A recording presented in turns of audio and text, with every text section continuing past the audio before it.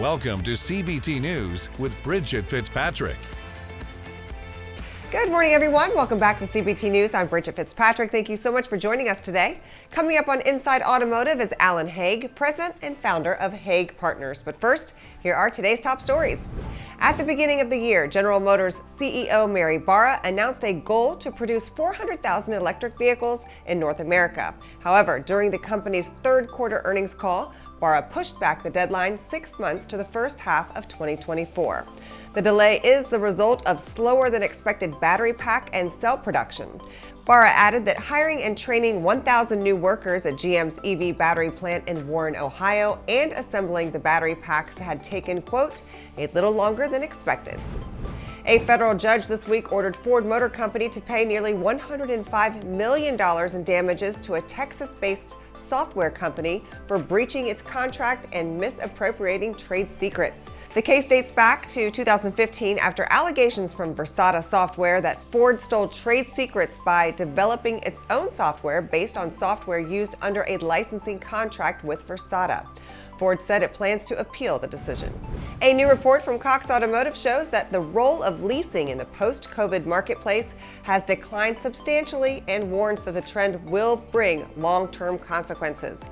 According to the report, nearly 30% of all retail sales were leased between 2015 and 2019, a percentage that has been declining since peaking at 34% in 2019. Cox says the leased share fell during the pandemic, spurred by 0% financing offers, and has continued to drop as a consequence of recent supply shortages. Cox Automotive lowered the 2022 lease share forecast to 19% and thinks it could drop even further based on current trends. The European Union has moved forward with its plan to phase out the sale of fossil fuel vehicles this week after the European Council and Parliament came to a provisional agreement on the issue. A statement released from Parliament late last week said EU negotiators had agreed to a deal related to zero-emissions road mobility by 2035. The proposal included a possible exemption for smaller automakers producing up to 10,000 cars or 22,000 new vans. Don't go anywhere. Coming up next, automotive buy-sell expert Alan Hague, president and founder of Hague Partners. We'll be right back.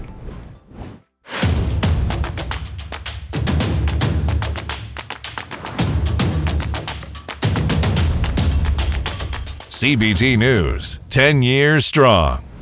Before the COVID-19 pandemic, determining a dealership's value was pretty straightforward. However, after 2019, buy-sell valuations became trickier.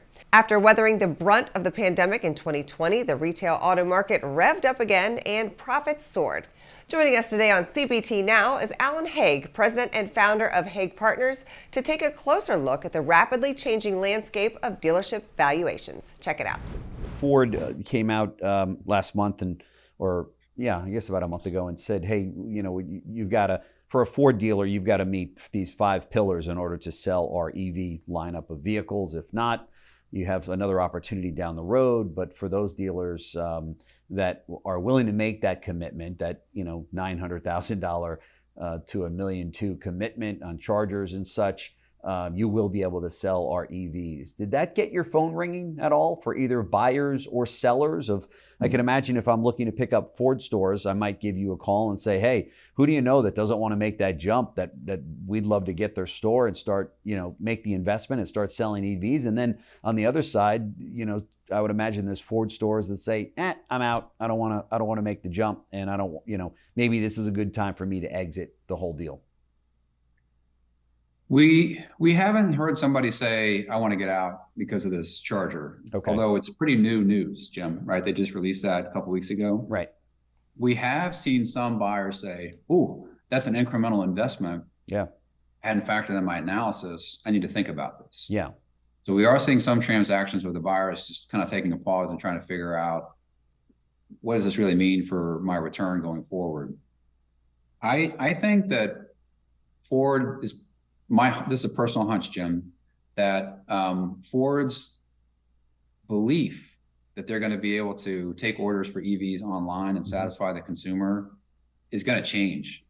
Because if I'm a customer and I want an EV and I go to my Ford store and they have a Mach-E that I can drive, but I have to order it and wait several weeks or several months for it to be delivered. Right. and I go down the street to the Hyundai store and they've got an Ioniq 6 in stock that I can take home today. I go to the Kia store, they've got an EV6 that's in stock and I can take home today. Right. You know, I go to the Toyota store and they've got an EV that's in stock and I take it home today. Or the Toyota guy talks you out of an EV altogether and says, you better take a hybrid. Yeah. You need a hybrid. Oh, okay. I yes, think any one of those scenarios. I think Ford loses share. And I think the dealers start to say, what is the benefit to the consumer by making them wait? Why shouldn't we have an inventory here on the ground? That's the way we've always sold vehicles in this country. It's been very profitable for the manufacturer. It's been very profitable for the dealer and convenient for the customer. Yeah. So my sense is that Ford revises their plan and that they retail these vehicles conventionally. But that's to be determined. That's right. Months or years in the future. Right. But I also think that most dealers that are acquiring stores today know that every factory is requiring has already required an investment in charging infrastructure. Right. Right.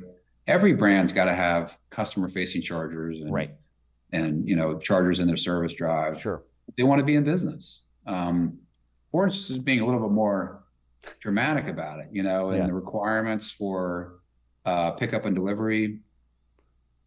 And I think also the standardized pricing, OEMs, they got their cage rattled here in the last couple of years to see that cars are being sold on showroom floors for $50,000 over MSRP.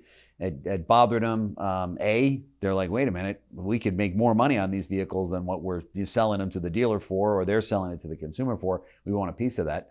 But at the same time, it's also ruffling the feathers of those loyal consumers of that brand that then write an email to Mercedes-Benz or whoever to say, hey, you got to be kidding me. I've been driving this a Lexus for the last 25 years. Now all of a sudden there's a shortage of them, and I got to pay $25,000 or $40,000 over a sticker to get one. And it doesn't sit well with OEMs. I've spoken to a number of OEM executives on this topic, and they're they say off the record, this is not good for the industry. It's not good for the consumers. It's not good for us as a brand, because we can't control that. And yet the consumer's getting mad at us going, oh my God, how come I'm buying these Fords or whatever the brand is that's getting charged over? And we want to hold on to that customer just as much as the dealer does, but the dealer wants to make the money right now on that car and not sell it for MSRP, but sell it for 20 over, 10 over, 5, whatever the number is. It's always usually relative to the demand of the car and also the sale price, right?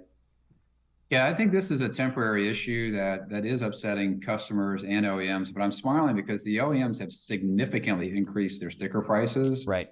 Take this margin away from the dealers. Yeah. They're not trying to reduce costs to the customer. Right. And I am sympathetic with dealers who say, hey, for years I sold cars at $800 over invoice or $1,000 over invoice, or way 800 under invoice. Right. Yeah. I was going to say, yeah. And if I sold cars just at sticker, my customers could come in, buy the vehicle from me, and flip it for several $1,000s or more in profit. Why is that fair? All right, be sure to watch this interview in its entirety right here at cbtnews.com.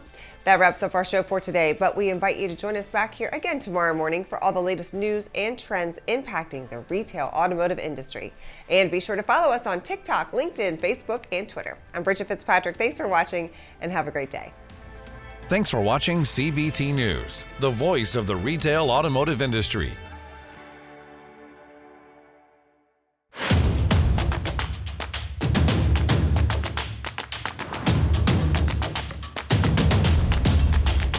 CBT News, 10 years strong.